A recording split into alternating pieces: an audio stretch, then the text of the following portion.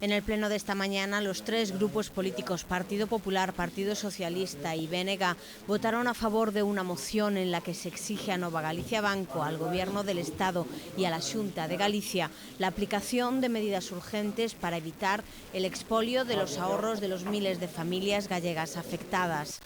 As institucións públicas e os seus representantes políticos non poden evadir a súa responsabilidade e teñen que situarse claramente do lado das persoas estafadas e en contra dos estafadores e de quen os protexe.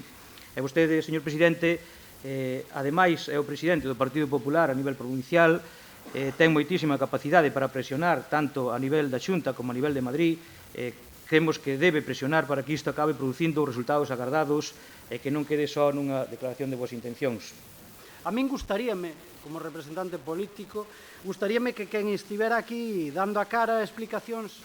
a estas persoas fora un directivo das caixas que son os responsables dun saqueo sin precedentes, non? Dos aforros de persoas que ao longo destes anos, ao longo de toda a súa vida, fixeron, pois eso, aforrar para ter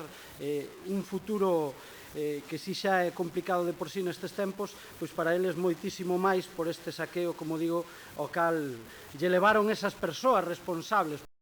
La moción pide el atraso y la paralización de la quita y se compromete a facilitar asesoramiento para que desde el organismo judicial se pronuncien con claridad y transparencia en cada uno de los supuestos, además de instar al Gobierno de España a la supresión de las tasas y costes judiciales en este proceso. Uno de los puntos más importantes de la moción es que recoge la defensa de la continuidad de la vía del arbitraje.